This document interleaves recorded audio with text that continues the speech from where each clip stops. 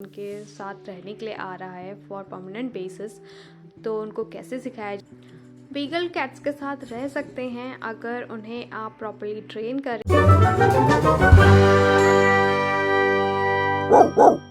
Hello friends, with new video of muffin. और आज की वीडियो में हम बात करेंगे क्या बीगल कैट्स के साथ रह सकते हैं।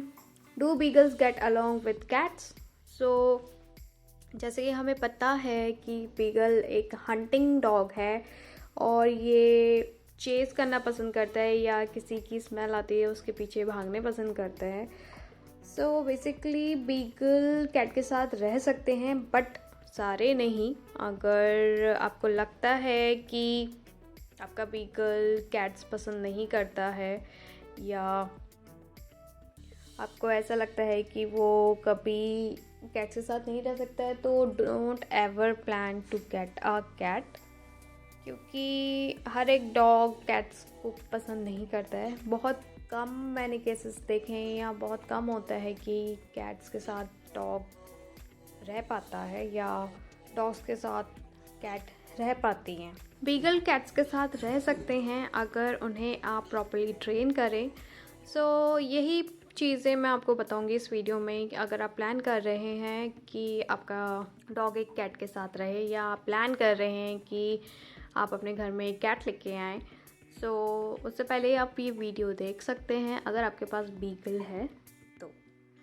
सो हमें पता है कि कैट काफ़ी फ्यूरियस नेचर की होती है, काफ़ी उसके शार्प क्लॉज होते हैं और छोटी होती है, प्लस उसकी खुद की पर्सनालिटी होती है, एक अलॉफ एटीट्यूड सा भी होता है उसके अंदर।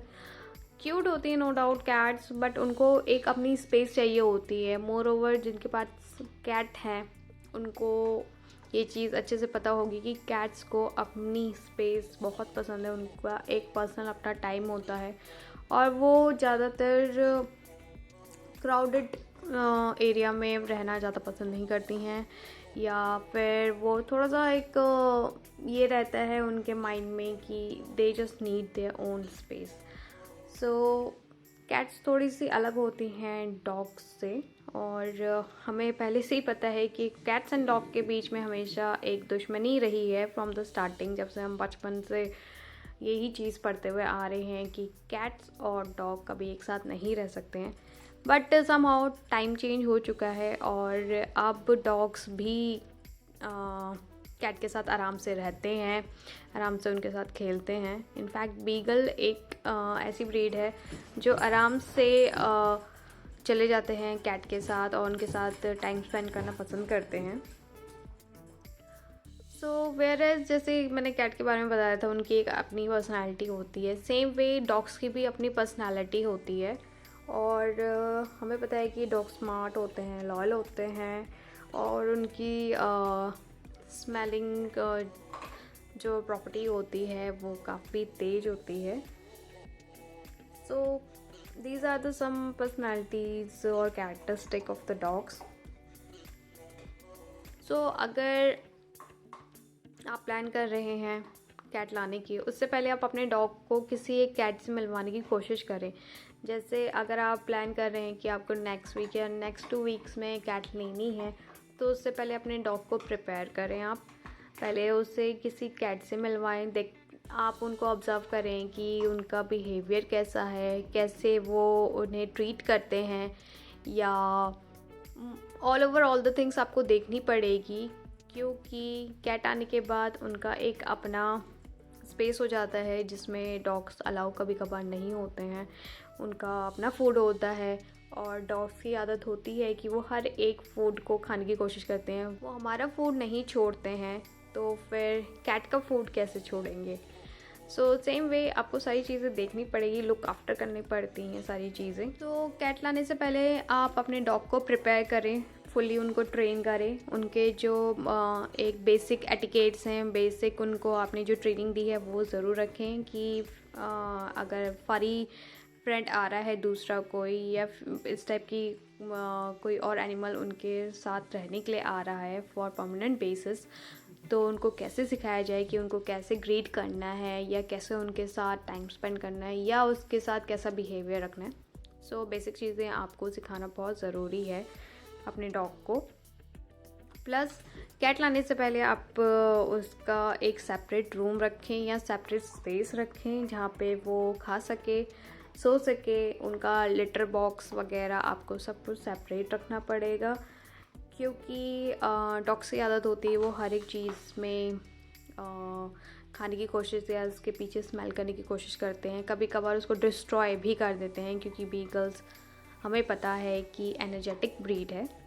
तो उस हिसाब से आपको सारी चीज़ें देखनी पड़ती है, उस हिसाब से आपको सारी चीज़ें मेंटेन भी करनी पड़ेगी। सो ये सारी चीज़ें आप ध्यान में रखते हुए आप कैट लेके आ सकते हैं।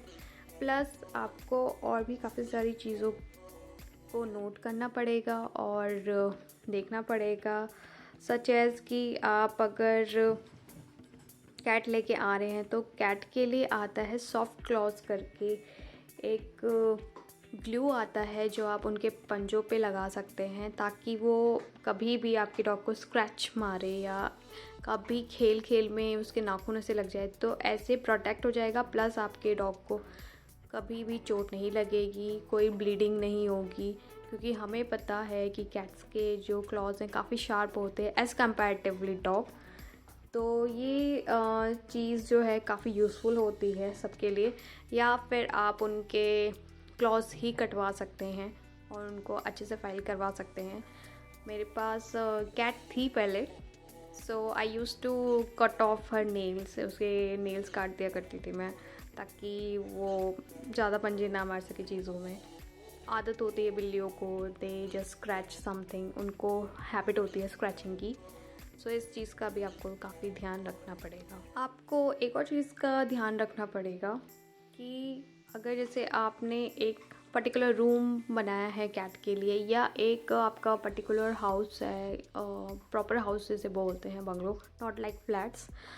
सो उसमें आप एक एस्केप रूट बना सकते हैं, जैसे कि आप बाहर की वीडियोस में देखते हैं डॉग्स एंड कैट्स के लिए एक छोटा सा वो डोर पे एक और डोर बनाते हैं कि वहाँ से बिल्लियाँ अंदर आ जा सकती हैं। उस टाइप में आप कुछ करवा सकते हैं अपने घर में, और ताकि बिल्लियाँ ऐसे निकल जाएं, क्योंकि बीगल्स की आदत होती है, उनको खेलना बहुत पसंद होता है और एवरी टाइम उन्हें बस ये होता है कि उन्हें अपनी एनर्जी बर्न करनी होती है और खेलना होता है।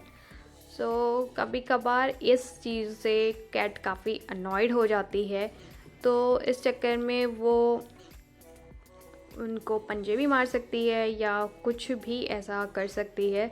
तो ये चीज़ें ना हो और उन्हें अपनी स्पेस मिले, इस हिसाब से आप उनका एक रूट बनाएं जहाँ से वो एस्केप कर सकें। और ये कोशिश भी करें कि जब कैट अपने रास्ते से जा रही हो या कहीं अपना एक अलोन टाइम बिताने जा रही हो, तो आपका डॉग उसका पीछा ना करें।